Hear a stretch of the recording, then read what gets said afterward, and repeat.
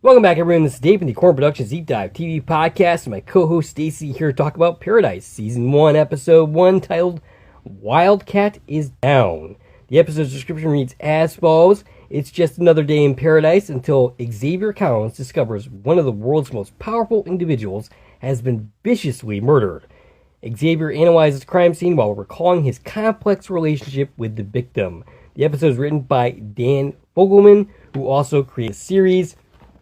Dan Fogelman is one of the main reasons I was excited to do this series with you. I remember you talking about this when it came out, and I was, interested in, watching it, but it took me a little while to actually get to it. Mm-hmm. And when I did finally watch it, I'm like, why was I not watching this series the entire time? Right. Like, how did I miss out on this? But for those who are not aware, Dan Fogelman was the creator of This Is Us, which is a show that I started covering. And, this is like going full circle. Basically, it's going back to the beginnings of the origins of this channel, because this is where I really started getting into, doing podcast-like videos, is with the show This Is Us. Right. And not only that, but there's a ton of thematic similarities between This Is Us, creative similarities. There's a lot of talent here that actually was also involved in This Is Us. If you'll forgive me the indulgence for a second. Editors Howard Leder, Julia Grove, Lee San Ho. They were editors on this series, but they also edited This Is Us episodes. I think cinematography, Yasu Tanida was also cinematography on that series.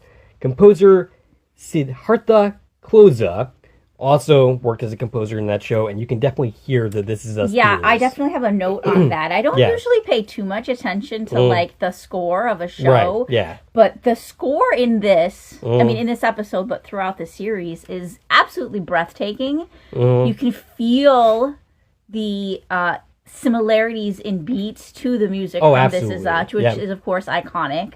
And if you look at his filmography, he's done tons and tons of shows and movies, also including Only Murders in the Building. Yes, and which is another one that, of course, has a very recognizable score. Not the only connection between those series. I believe that the directors of the series, I'll just go ahead and say that, the episode was directed by Glenn Figaro and John Riquet. They also produced and directed and worked on This Is Us. They are also involved in Only Murders in the Building as well. So there's a lot of connections between a lot of the things that we talk about. And there's even a Quantum Leap connection. There is. Yes, I caught it. It was very exciting. Yes. We'll get to that later. All right. So before we go any further, I will tell you a couple of things. One, this is not a support-free podcast. If you haven't watched the episode, I highly recommend you go check it out. And then come back and give us a listen. Secondly, if you're listening on the platforms this podcast now we want, please follow. And feel free to check out our YouTube channel, Corn Productions, where additional content can be discovered. If you're already on our YouTube channel, please like, share, and comment, and subscribe to the channel. All right. So, before we get into your thoughts, I also did want to say that we are covering Season 1 of this series, which has already come out in total. Yeah, we're a little late to the party. We are, which means it's probably not going to be watched as much as we would like. But we're doing this in basically building the conversation so that we can talk about Season 2 when it comes out. So, this episode first aired streaming on Hulu January 26, 2025. We're expecting the second season around the same time of year, probably. We have a tentative date at the end of January, but we don't know that that's official yet. Right. Currently, Internet Movie Database is telling us January 28th. Right. We've seen that confirmed nowhere else. Right. So we have no way of actually knowing if that's accurate at all or But not. at some point, it'll be coming. Right. And we'll be here for it. And we'll be covering it weekly at that point as the new episodes drop. But yeah, a little late to the party, but I'm sure, I feel like this is one of those shows, like you said, you didn't watch it right away, right? You needed some convincing. And I bet you there's a lot of people that will discover this show in the lead up to Season 2. Absolutely. And for that reason, I want to try in our coverage to limit our spoilers. Right. Like make this, we are obviously already have watched the whole season. We know where it goes. We know all the twists and turns. But I'm going to at least attempt to stick to the conversation in the current episode without giving it all away, in case there are people watching along this season with us for the first time. Fair enough. And what helps with that is that while I remember the basic beats and most of the twists and turns, I'm sure there's quite a few things that I forgot about. Yeah, there's a lot of details in this. And the story's very twisty-turny and complicated. And there's a lot of characters and a lot going on in a good way.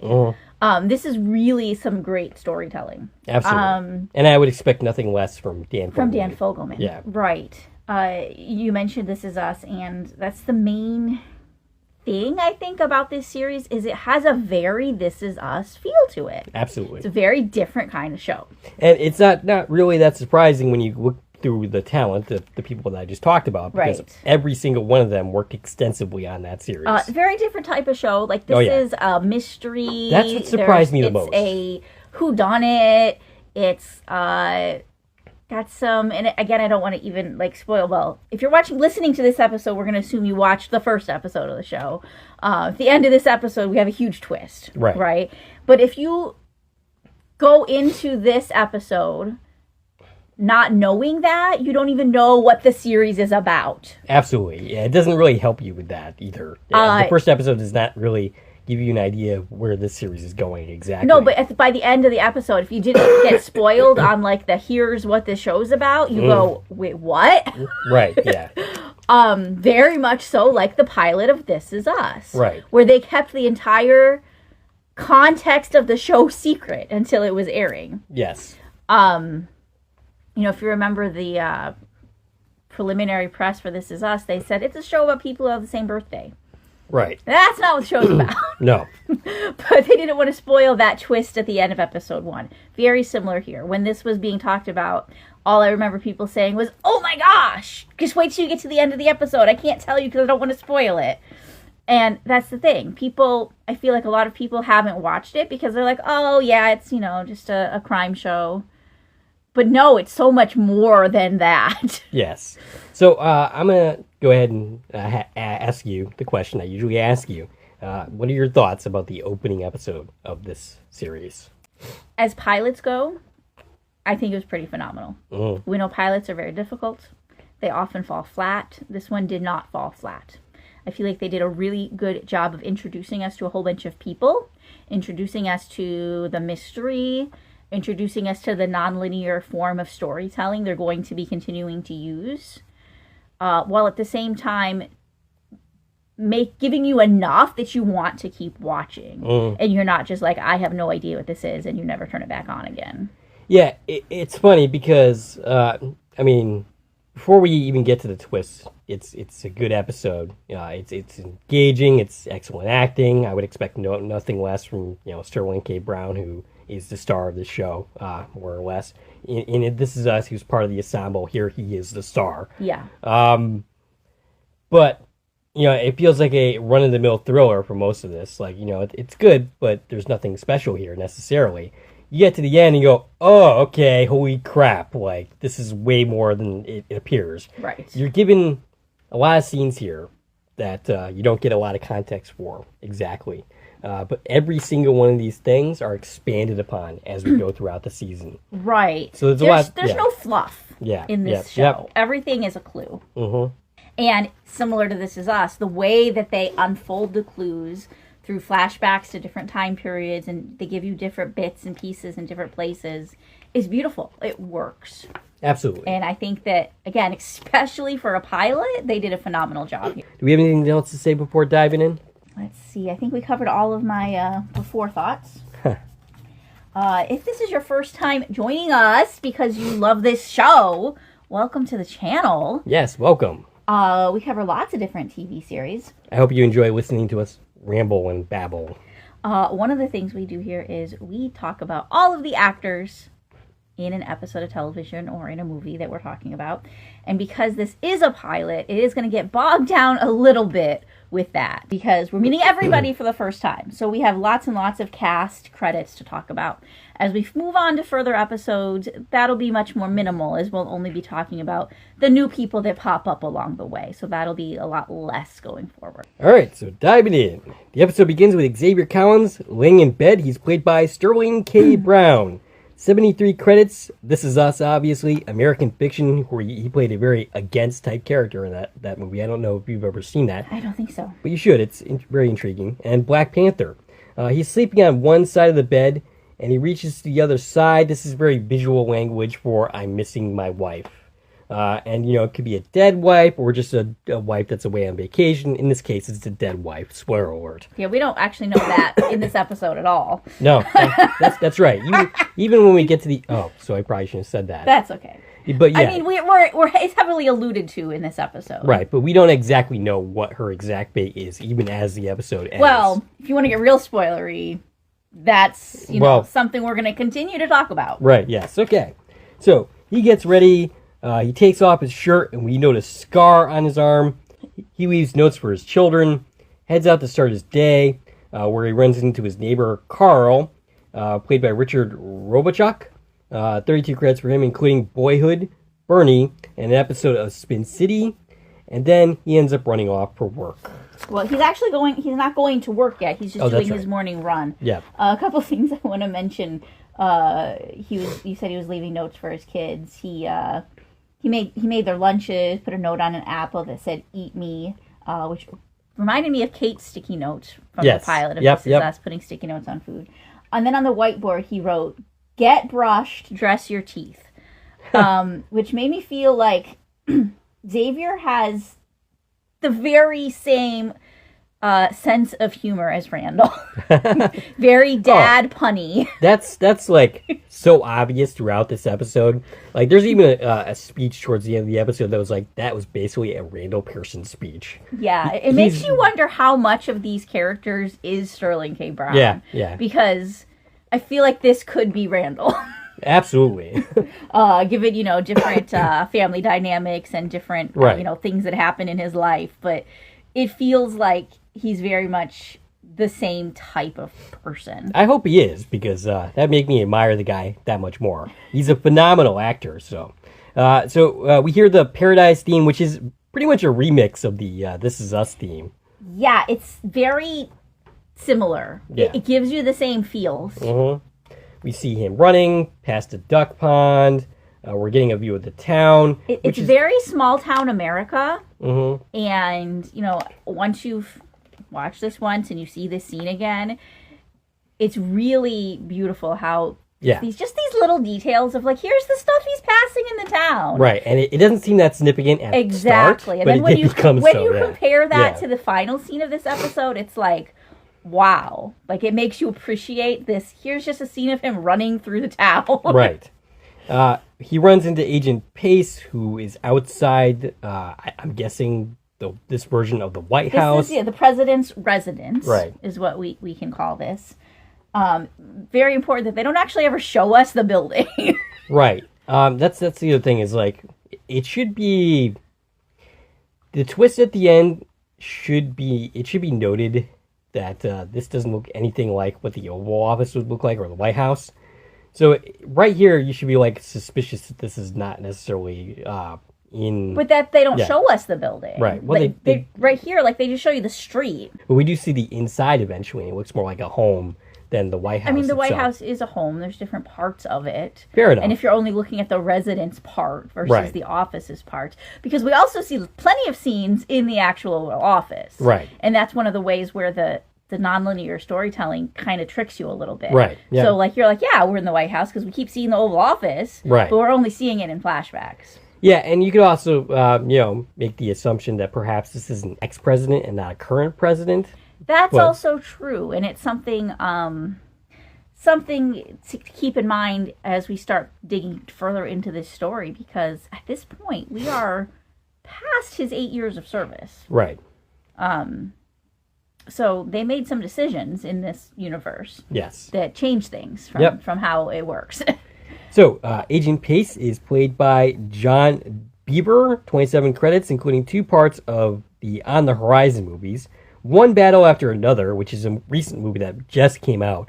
I haven't seen it yet. It's a Paul Anderson Thomas movie, but I hear good things about it. And 5 episodes of Bel Air. As well as 2 episodes of Sugar. And this is the character of Billy Pace. I don't think you said his first name. Oh, okay. But that's how he's usually referred to, is just Billy.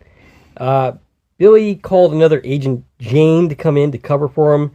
They exchange more banter as he jogs away. And he's basically going to go home and take a dump, is the reason why he's calling Jane in. Yeah, so he's leaving early, and he was letting Xavier know that, who is his boss. He's like, yeah, I'm actually going to leave early. Jane's going to cover for me. And it's all because Garcia gave him some soup. It's not sitting well in his stomach. Collins goes home. His daughter tries to feed him some healthier food.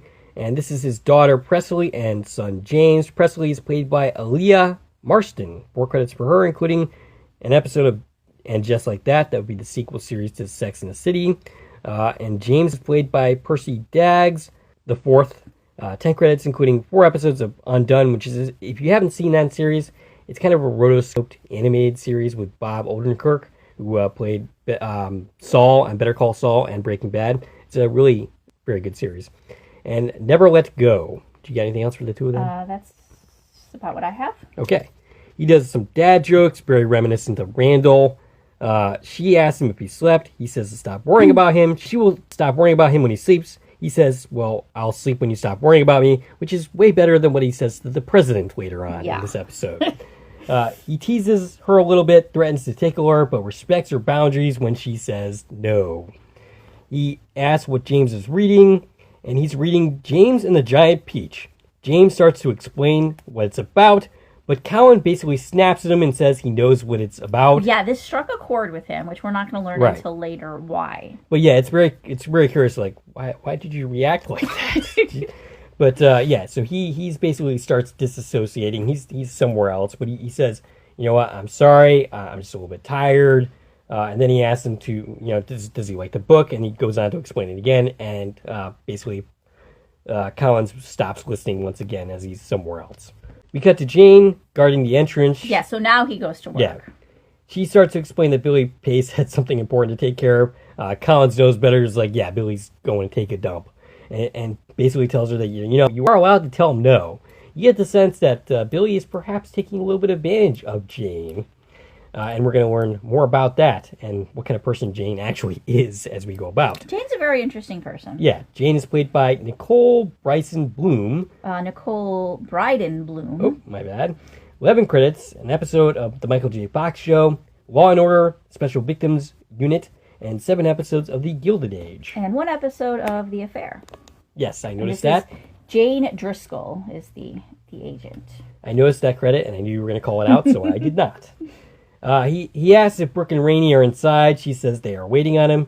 So he goes inside the mansion and talks to the two of them. Rainey is played by Darren Tunder, 61 credits, including Ozark, an episode of Justified, and 2 episodes of Bones. 1 episode of Bel Air, 17 episodes of General Hospital, and 4 episodes of Average Joe. Brooks is played by Vernon Roberts.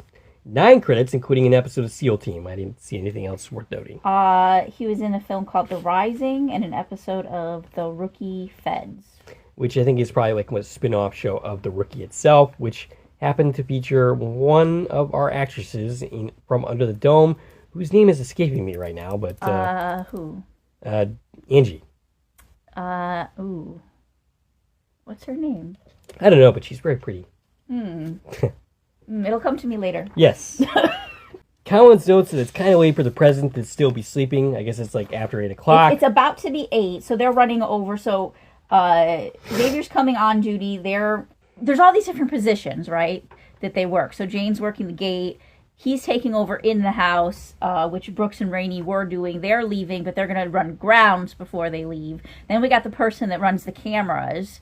And they all take turns doing all these different positions, and I am very confused about how these people's schedule works. Right. As we go in and we start talking about like what times people were where, it's very confusing. It does not make a lot of sense to me. I feel like they all work 14-hour days every day. I'm sure they do. Which is silly.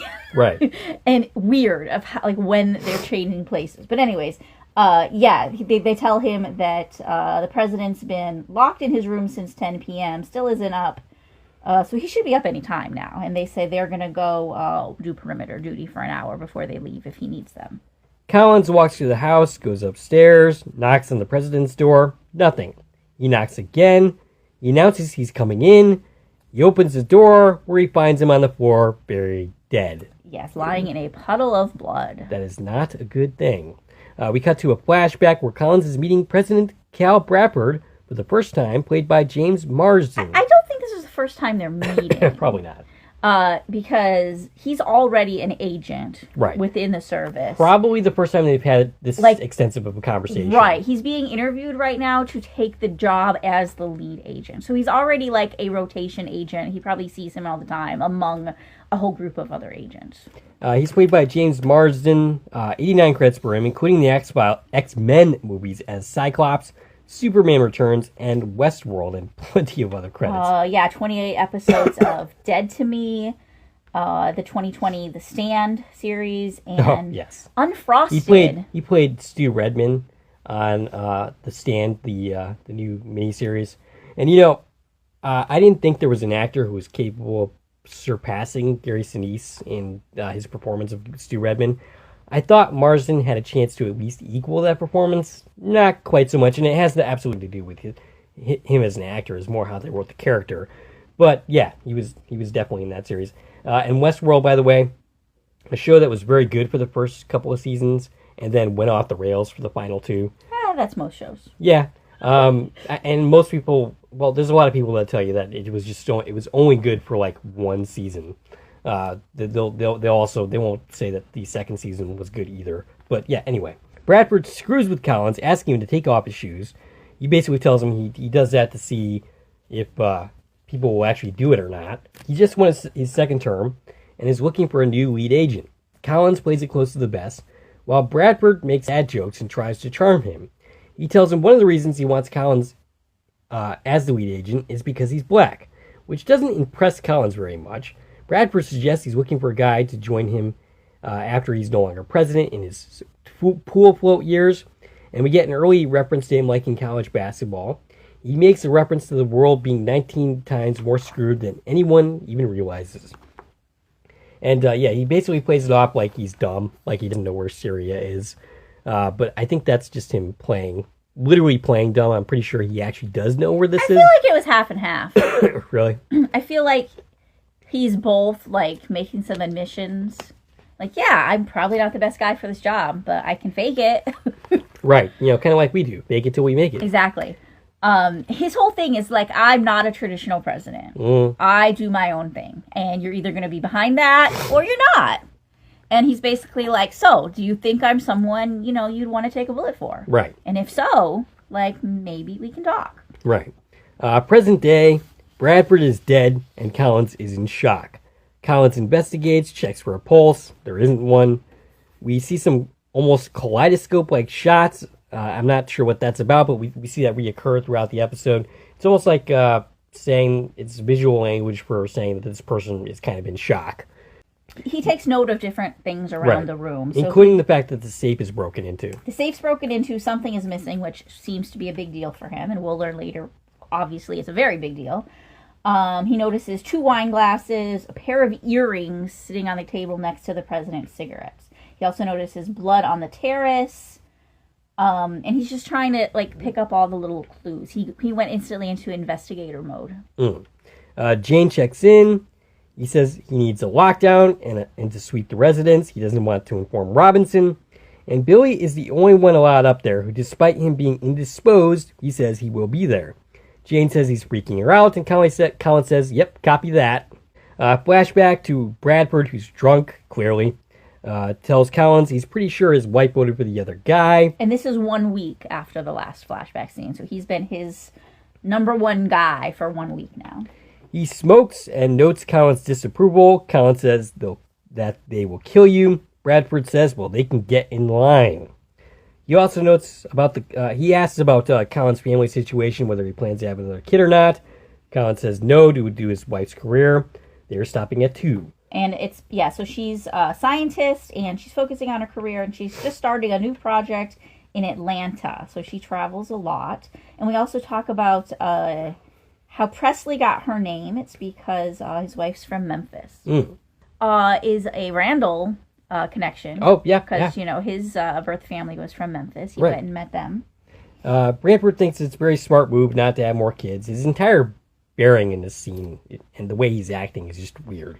I mean, he's drunk and things are sitting on him and he has no one to talk to about right. it. And he's like, I wish I could just tell you already. Right. Because it'd be nice to have someone I could talk to, but I'm not allowed to tell you. Right. And Collins is like, he's very curious about the whole, it's very smart to not to have children thing. But Bradford ends up basically dismissing him. Present day, Collins calls Billy and tells him he needs him back there right now. Billy starts to argue, but he says the word Christian Leitner. He says that Jane will have to call it in, and after that, Robinson won't let them within a mile of this place. He tells him he needs them there 5 minutes ago, and if he comes and steps into this with him, he's in for a lot of crap, but he still needs him. Jane ends up filling him in about something when she's talking to Collins. Collins brusquely tells him he needs 5 minutes with Garcia. We cut to Garcia, played by Eddie Garcia. No. Mike Garcia is played by Eddie Diaz. I screwed that up in my notes. 56 credits, including Modern Family, Weeds, and the movie Collateral. He was also in 1 episode of Mom and 2 episodes of Fear the Walking Dead. He has Garcia take him through the log from yesterday. So Garcia's the agent currently in charge of the camera bay. Gotcha. He makes a reference to Bradford getting out of his bathrobe for the first time in a week. He basically deflects blame for the whole Agent Pace, Billy Pace. He's blaming Garcia for the fact that he's been having stomach problems. Garcia is basically saying, like, this is not my responsibility. I had nothing to do with it. Yeah, he's like, it wasn't soup I made. It was some other word that I don't know. But Collins, he's like, it was good. There was nothing wrong with it. Right. Collins is like, could you please focus, please? Like, we have more, bigger fish to fry here. But, so basically he got out of his bathrobe for the first time in a week. He made pasta for his son. These are, like, seemingly insignificant details, but they, once again, have way more significance than you actually think initially. He also has a meeting with Sinatra, which Collins was present for, and we see a bit of a flashback where we hear her say to the president she wants to see what it looks like when he has balls, but we're missing a lot of context for this. Eventually, we will be filled in on what this was all about. Right. He's just kind of remembering his memory of this meeting. He tried to step in, but Cal was like, we're good here, and told him to back off. And Sinatra is played by Julian Nicholson, 70 credits for her, including Kinsey, Storm of the Century, which is another movie I'd like to cover at some point, and Dream Scenario, which also had a revival star in it, in Caleb Horn. Yes, we interviewed him, and you asked him about that movie. Yep. She was also in the Weird Al Yankovic story, 9 episodes of The Outsider, and Storm of the Century. Which I mentioned. Oh, sorry. Yep, that's a Stephen King property. It's a very well done miniseries, and I would love to cover it at some point. The only other significant visitor was Robinson, played by Chris Marshall, 27 credits for her, including 38 episodes of For All Mankind.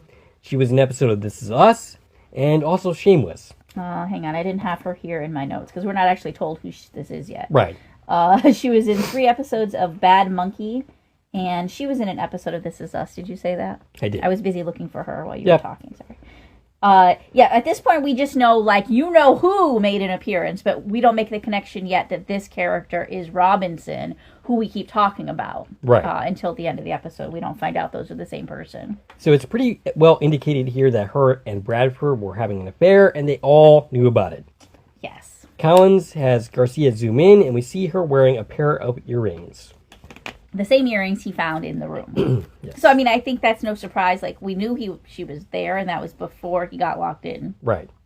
So, it feels like a big clue, but also, it doesn't. Because, this doesn't line up with the timeline after, last time he was seen. So, the last one to see him was Collins himself.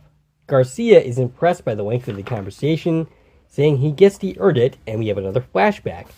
To a press conference outside. A reporter questions him, and she's played by Betsy Sajko. 29 credits for her, including The Mothman Prophecies and an episode of Curb Your Enthusiasm. She's also in an episode of The Colony. This is her only episode in this series to date. Collins knows something is wrong. He calls out a weapon, knocks over the president to prevent him from being shot. Collins thinks Bradford has been shot because he sees blood, but Bradford knows better. That he basically knows that Collins is the one that was shot, that it was his blood. Collins realizes this and says, "Oh, you're not shot," and falls over and basically blacks out. Collins wakes up in a hospital bed. Bradford is at his bedside. He says when he saw the blood, he thought he'd been Christian Leitner, which provides context for what Sterling K. Brown, or what Collins, played by Sterling K. Brown, said to Pace about using the code word Right, Christian we get the explanation for this metaphor. Yeah. Which is, it boils down to the word killed. Right. Yes, that's what it means. Christian Leitner was, of course, a basketball player, a great college player, and I'm pretty sure he played in the NBA as well. And basically, he ripped the heart out of Wildcat bands, which Bradford happened to be. And yeah, basically, they had some kind of awkward bantering during this conversation. He's grateful. They somewhat bond over this, and Bradford says when he gets back, they should talk about his future. Okay, so a word about President Bradford for a second, played by James Marsden. He is basically the Jack Pearson of this series. Basically, he was a very likable character that died sometime in the past. In this case, it was not that long to the past. But yeah, he's a very likable character that, has charisma and that, basically the fans really like. Has a drinking problem. Right. that we see in flashbacks. Now, next season, I think James Marsden is going to be limited in his appearances, mainly because he's going to be pretty busy. He's got, he has a pretty busy career. But I noticed he's not listed on the cast list yet for episode 201. Okay. Most of the cast is listed there, and he's not. I imagine he has to make some appearances, but it'll probably be more limited, more like just special guest star than like part of the cast. Which I think is actually a strength for the series. I think it's good to limit his appearances, because I think one of the problems that I had with, especially late in This Is Us, is that they used Jack Pearson too much. Yeah. Like, they came up, they kind of ran out of steam with his character because, he's dead. Right. And they seem to have told all the story that they could possibly tell about him, but he was a popular character, so they had to keep featuring him. Right. And I thought they should have him appear less, because there was other territory of that series that I wanted to see more of, explored. And I think that his appearances should be for a reason. They should matter. Right. So they shouldn't just shoehorn him in if he doesn't need to be there. So I think him being busy and being less available isn't necessarily a bad thing for the series overall. Even though I love James Marsden. I mean, the bulk of his story's done after season 1, right? We're still going to need him because there's obviously still going to be flashbacks and more conjecture of what the heck's happening between all these people. Right. But yeah, the focus isn't going to be on him as much, in theory. Right. All right. So, present day, Billy is... else during that, he told him he's going to make a full recovery, he's going to take a couple weeks off, paid leave.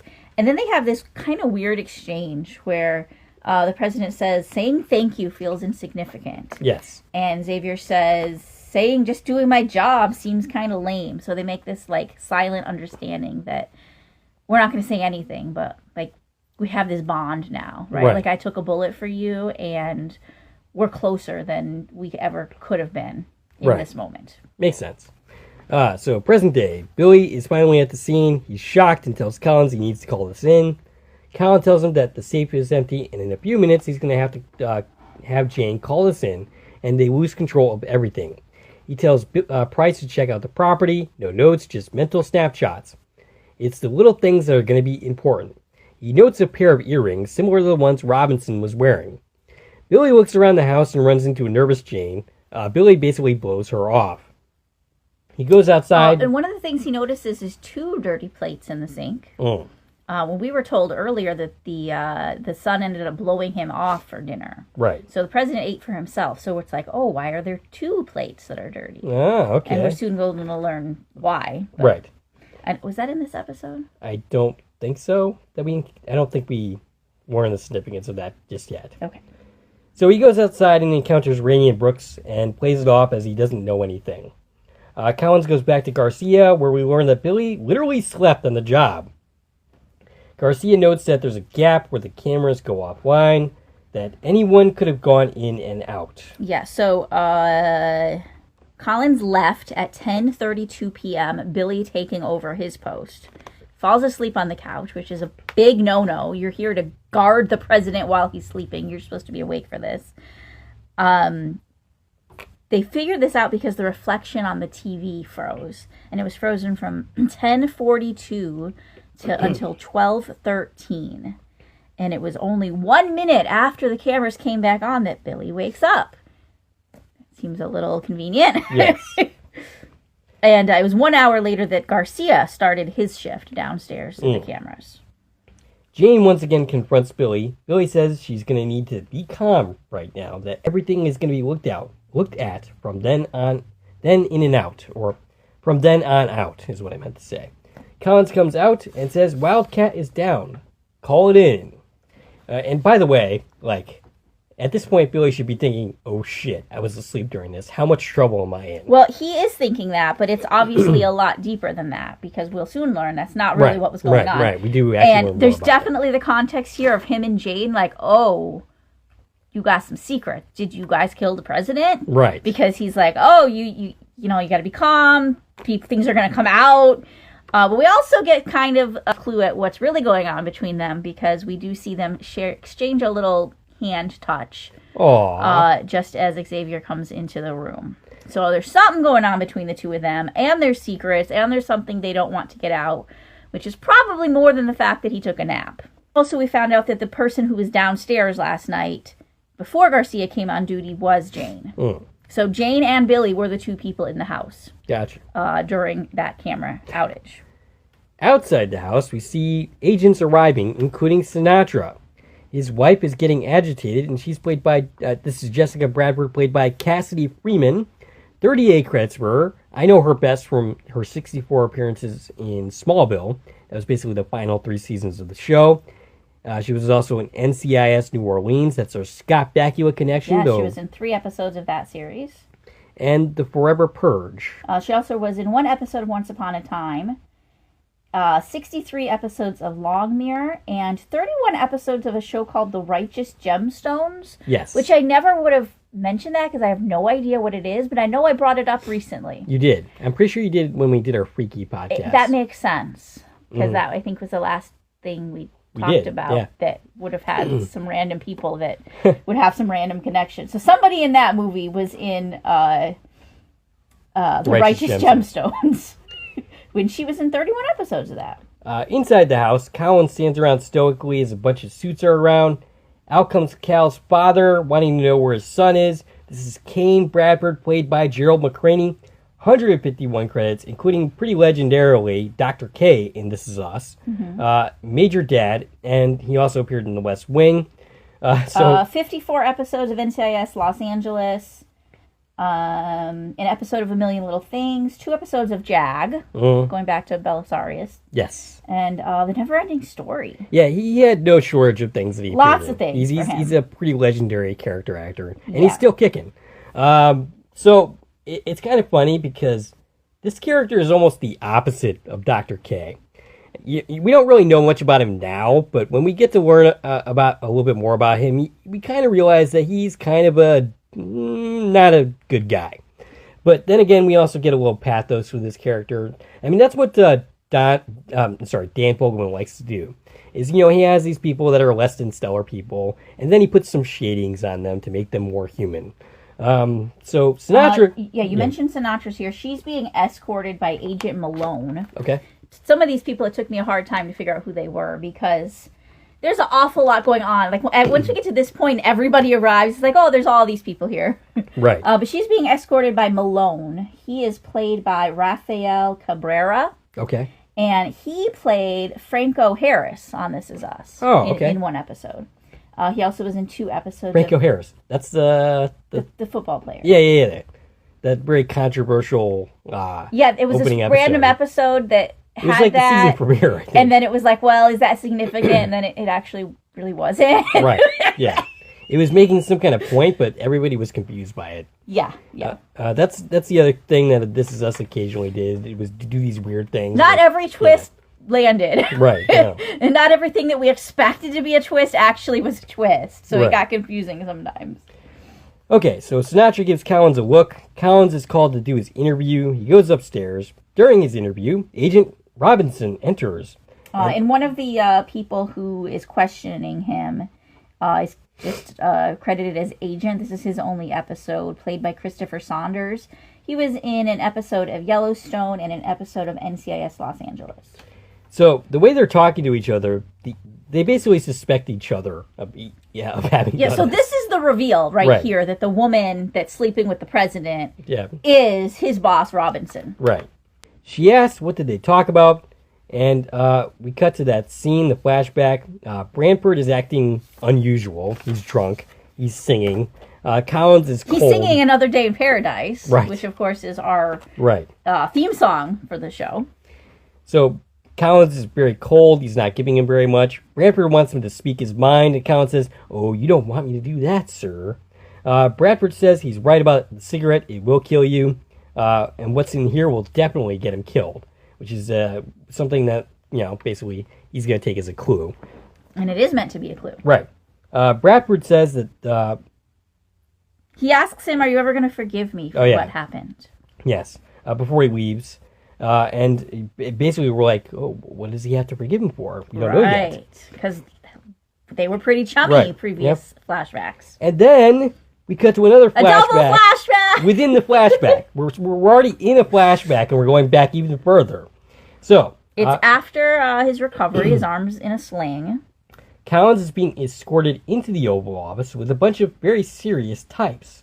He's told if he wishes to proceed, he will be one of only 100 people with this information.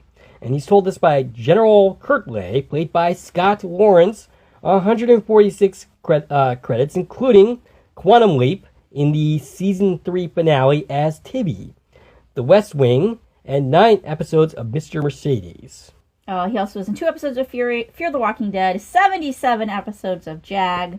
He did a lot of voice acting work, particularly a lot of Star Wars projects. Yes. But yeah, I'm really happy to see that ABC rap really helped Tibby. Yeah. He went places in his life. He became a general. So Collins agrees, yeah, sure, I'll hear about this. And then we cut back to the president's room, and we're led to believe what happened in this room is the reason why Collins can't forgive him, but that's actually not the case at all. Collins gives a very Randall Pearson-like monologue about his kids' names, and James getting his name from James and the Giant Peach.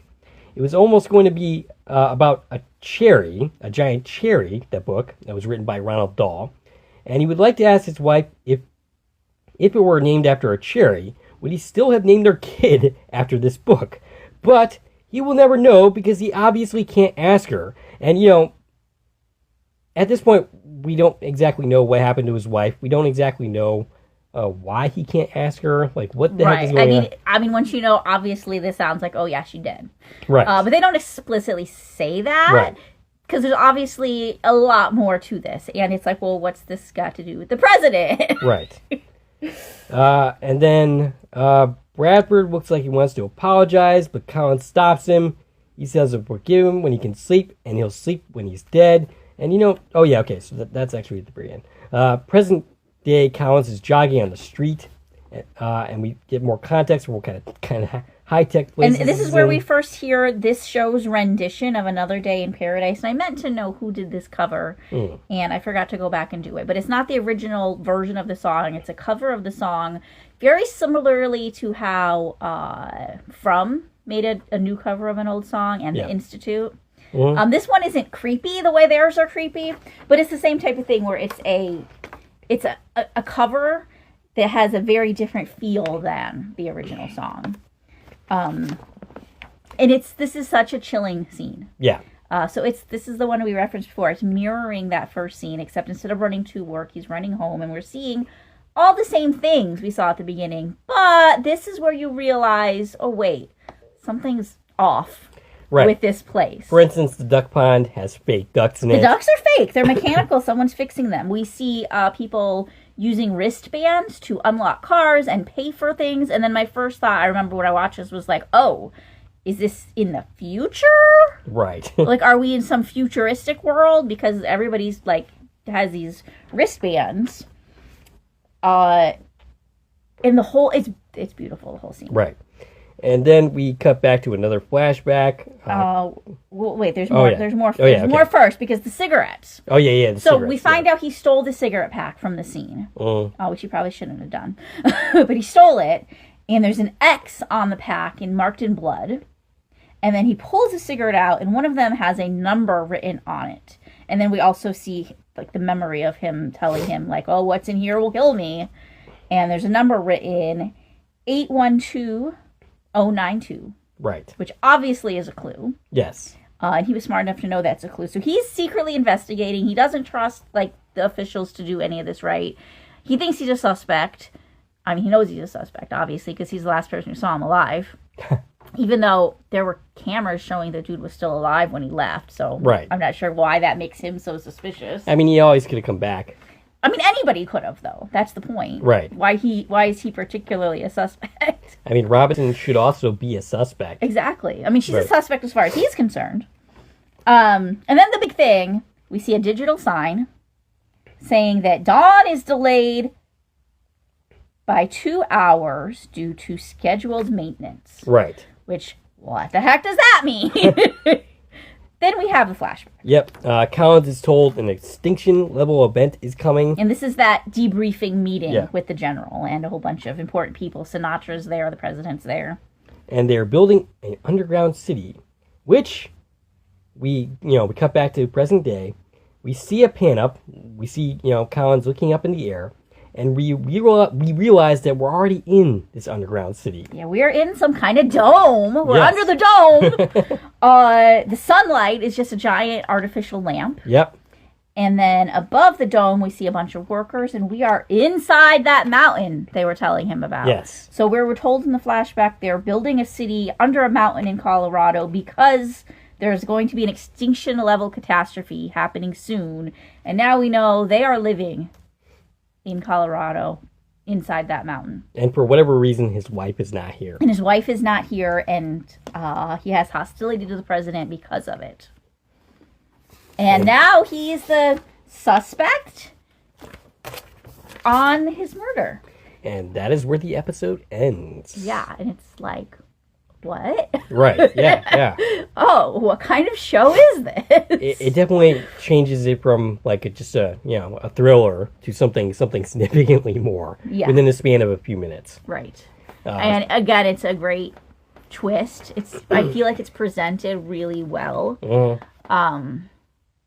Not quite so much as the This Is Us twist, because every time I watch that episode, I get like super goosebumps when I get to the end. This is almost there, though. Right. Watching this again, like, obviously I knew this twist really well because, like, that's the lead up to the entire show. Right. But still, like, just comparing, like, that opening scene to that closing scene, it's beautifully done. It is beautifully done. Yes, it's nowhere near the This Is Us twist, but, how many shows... It's in the same vein, though. How many shows can you even name that equal the This Is Us twist for the series? I can't think of many. Listen, that moment gives me chills. Yes. That hospital scene. Yeah. But yeah, I mean, this is a pretty close second to that. It definitely makes this a very intriguing series going forward. I'm really excited to talk about this series because it really is an excellent series. A couple of actors we didn't get to. There's an Agent Szymanski. I didn't pick out where he was in the episode. He's in 6 episodes, though, so hopefully eventually they'll, like, name him, and I'll know who he is. He's played by Leif Walschläger. He was in an episode of Poker Face, 3 episodes of American Sports Stories as Rob Gronkowski. You know what? I hope for your sake that we never have to pronounce that name again. Why? Did I do bad? No, it was pretty challenging, for sure, though. I mean, they all are, aren't they? Yes. There also was a Marine guard. This is his only episode, played by Roberto Portales. He was in 4 episodes of The Bay and the film Rust. And then we had just 2 uncredited listings for this one. We had a White House aide, and this is their only episode, played by Christine Heinesse, who actually played Dr. K's wife in 1 episode of This Is Us. Okay. And she was also in the film Unfrosted, and she played Lady Bird Johnson in Oppenheimer. Oh, okay. Significantly, nowhere in the credits for this episode does the assassin get listed. Right. Even if it was named, even if his credit was there, I would not say it. Yeah. I mean, we don't want to talk about that. Right. But yeah, I looked. I was like, are any of these people him? Yep. Like, I don't want to, like... But no, they left it out completely. Yes. And I mean, they could because he didn't speak. That too, but I'm sure they So- also kind of wanted to maintain the Right. mystery. Exactly. Yeah. And I'm curious how that credit gets listed once they do list him, because Well, I know how he's listed in the Internet Movie Database because I checked. okay. We'll I won't mention it. I will keep that to myself until the final episode where it becomes relevant. Okay. But he's not listed in this episode. One more unlisted credit is the character's listed as Garcia Crew, and I don't know what that means. I don't either. Garcia has his own crew? Yeah, I didn't see any people that were part of his crew. Right. Somebody was listed as Garcia Crew. This person appears again in episode 6. It's uncredited, so it's somebody who didn't speak. But Okay. still, I'm like, I have no idea who you're talking about. Right. He's played by Marco Vezano. He was in 2 episodes of Star Trek Picard and a whole bunch of music videos. I think he's a dancer. Okay. Yeah. All right. Good stuff. And those are all of the people who appeared in the credits for episode 1. And again, as we move forward, we will only be talking about the new faces Right. that pop up. Right. We don't have to keep rehashing all of these actors. Nope. Whew.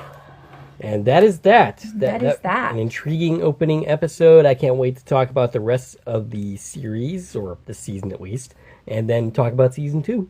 Do you have anything else to add before concluding? No. Come back next time and we'll have some more. All right. We'd like to hear from you. What'd you think of this podcast? What'd you think of this episode? Stacie can be reached at. I can reach on Twitter, X, Instagram, Threads, and Blue Sky at TV and Coupon Talk. If you like this video and want to support the channel, there are a number of ways to do so. You can follow me on Twitter at Core Productions. You can join the Core Productions Facebook page. You can buy something from the Core Productions store on Zazzle. You can buy me a copy. You can join the Core Productions membership starting at 99 cents a month. And of course, you can like, share, and comment on this video, as well as subscribe to the channel. This is Dave and Stacie from Core Productions, signing off.